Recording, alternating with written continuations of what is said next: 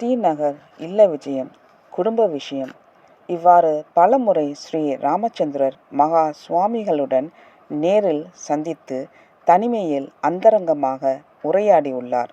ஆனால் ஒரு முறை கூட அவர் தன்னுடைய குடும்ப விஷயங்களை பற்றி பேசியதில்லை. எனவே ராமுவின் குடும்ப விஷயங்களை அறிந்து கொள்வதிலும் மகா சுவாமிகள் அதிக அக்கறை கொண்டார். இதனை வெளிப்படையாகவே ஒரு நாள் நேரடியாகவே அவரிடமே கேட்ட பெரியவா, ராமு, நீ என்னை இது நாள் வரை பல வருடங்களாக நேரில் பார்த்து பேசிட்டு வர்றே. ஆனால் நீ ஒரு தடவை கூட உன் குடும்ப விஷயங்களை பற்றி எடுத்து சொன்னதில்லையே என்று வியப்புடன் கூறினார். பெரியவா, மன்னிக்கணும். எனக்கு லௌகீக விஷயங்களில் எப்பொழுதும் ஆர்வம் கிடையாது. ஆனால் நான் ஒரு விஷயத்தை உங்களாண்டே அவசியம் சொல்ல வேண்டும் பெரியவா என பேச்சை சற்று நிறுத்தினார். ஸ்ரீ ராமச்சந்திரர் பல முறை பெரியவாளின் சந்திக்க வரும்போது அங்கு தரிசனத்திற்காக காத்திருக்கும் பக்தர்கள் அனுதினமும் பல கோரிக்கைகளை முன்வைத்த வண்ணம் இருப்பதை பல தடவைக்கு மேல் நேரில் பார்த்திருந்தார். ஒரு பக்தர், என் பெண்ணுக்கு எப்போ கல்யாணம் நடக்கும்? இன்னொருத்தர், எனக்கு எப்போ வேலை கிடைக்கும்? எனக்கு உத்தியோகத்திலே பிரச்சனை, உடம்பு சௌக்கியமா இல்லை, வியாபாரத்தில் ஏகப்பட்ட நஷ்டம், புதிய தொழில் தொடங்க ஆசி வேணும் பெரியவா. இப்படி எப்போது பார்த்தாலும் குடும்ப பிரச்சனைகளையே சொல்லிக்கொண்டு வருவதை பார்த்தார். அதற்கு நேரடியாகவே ஒரு சந்தர்ப்பம் தானாகவே உண்டானதால் தன் மனதில் பட்டதை அப்படியே தயங்காமல், பெரியவா, உங்களை தரிசனம் செய்ய வர்றவா பெரும்பாலும் ஏதாவது ஒரு குடும்ப பிரச்சனையையே சொல்லிட்டு வர்றா. ராமு, நீ என்ன சொல்ல வர்றேன்னு நேக்கு நன்னா புரியுது. இங்கே வரவா லௌகீக விஷயங்களையே அதிகமாக பேசுகிறா.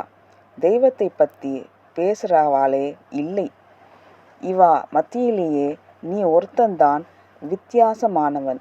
தெய்வத்தை பற்றியும் பிரம்ம ஞான விஷயங்களை நீ ஒருத்தன்தான் என்கிட்டே விடாம பேசிகிட்டே வர்றே என கூறிவிட்டு, ராமு, உன்னை தவிர வேறு யாராவது ஒருத்தனுக்கு இந்த தெய்வீக அனுபவங்கள் கிடைத்திருந்தா அவன் தடபுடல் பண்ணி உலகத்தையே கலக்கியிருப்பான்.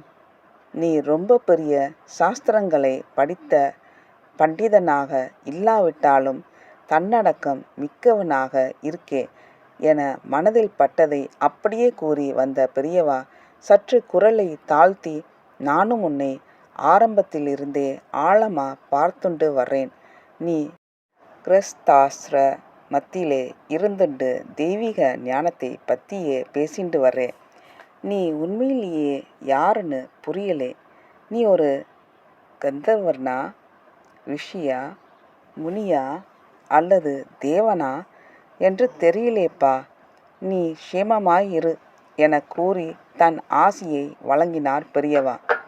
இந்த முன் உதாரணத்தை மக்கள் அவசியம் பின்பற்ற வேண்டும். பெரிய மகான்களை தங்கள் வாழ்க்கையில் சந்திக்க நேர்ந்தால் அவர்களிடம் தெய்வீக சத் விஷயங்களை பற்றியே அறிந்து கொள்ள முன்னுரிமை அளிக்க வேண்டுமே தவிர சொந்த பிரச்சனைகளை விவாதித்து தங்களுக்கு கிடைத்த பொன்னான வாழ்க்கையின் சந்தர்ப்பங்களை நழுவவிடக் கூடாது என்பது இதன் மூலம் நாம் அறிந்து கொள்ள வேண்டிய படிப்பினையாகும். குடும்பத்தின் அறிமுகம். எனவே பெரியவாளின் உத்தரவுப்படியே அன்று தான் முதல் முறையாக தன்னுடைய குடும்ப விஷயங்களை எடுத்து கூறினார்.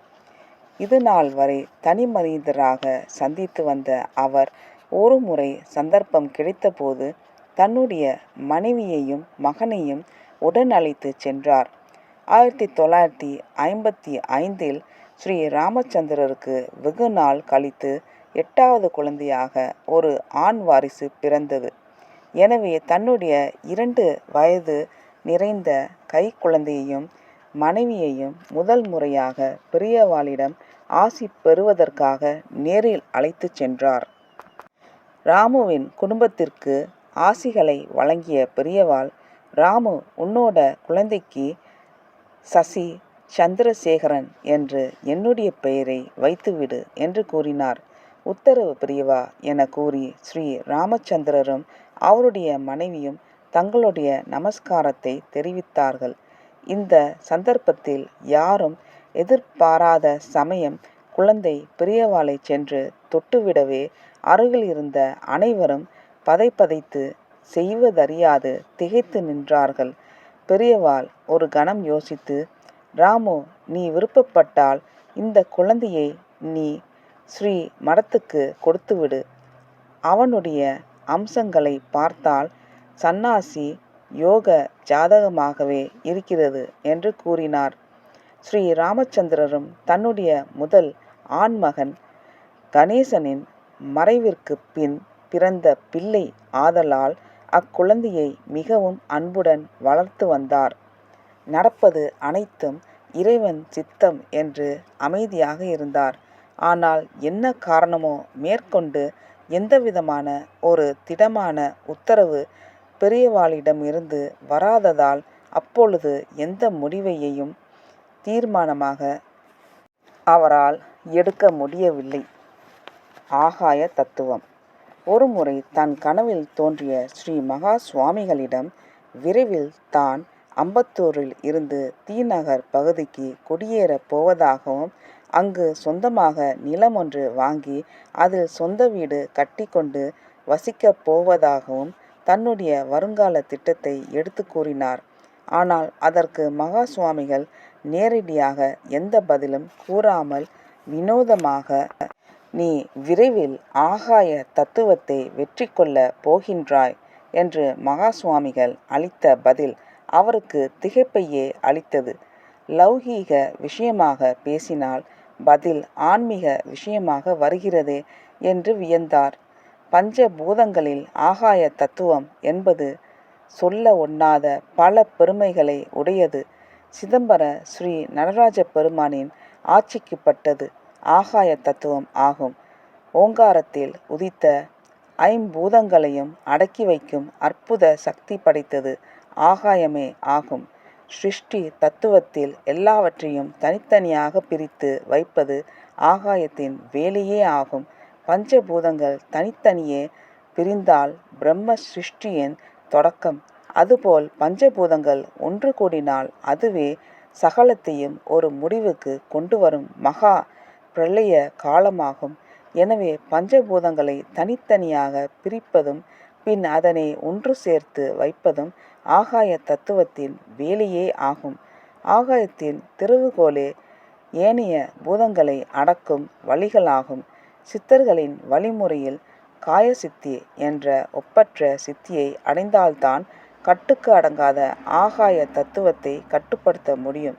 நவீனகால விஞ்ஞான யுகத்தின் விண்வெளி புரட்சிகள் யாவும் ஆகாய தத்துவத்தை அடக்கி வெற்றி கொள்ளவே கடுமையான முயற்சிகளில் இறங்கி வருகிறது என்பது குறிப்பிடத்தக்கது.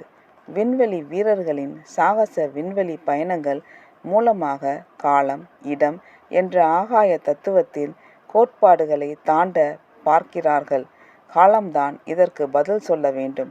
வருங்காலத்தில் நிகழப்போகும் ஆகாய தத்துவத்தின் வெற்றியே தெய்வீக கனவின் மூலம் ஸ்ரீ ராமச்சந்திரருக்கு எடுத்துச் சொல்லப்பட்டது. பாத பூஜை. அதன்பின் அவர் தீநகர் பகுதியில் பல வாடகை வீடுகளில் வசித்து பின் சொந்த வீட்டை கட்டிக்கொண்டார். ஸ்ரீ ராமச்சந்திரர் சொன்ன தியாகராயர் நகர் பகுதியில் நம்பர் 15 நானாராவ் நாயுடு தெருவில் சொந்தமாக நிலத்தை வாங்கி அதில் வீட்டை கட்டிக்கொண்டு வசித்து வந்தார். 1958 சந்திரசேகர மகா சுவாமிகள் சென்னைக்கு பட்டண பிரவேசம் புரிந்தார். தீநகர் பகுதியில் திக்விஜயம் செய்து கொண்டிருந்த மகா சுவாமிகள் நானா ராவ் நாயுடு தெருவில் சட்டென்று நுழைந்தார். நேராக ராமச்சந்திரரின் இல்லத்தை கண்டுபிடித்து அவர் வீட்டிற்குள் எதிர்பாராத விஜயம் செய்தார்.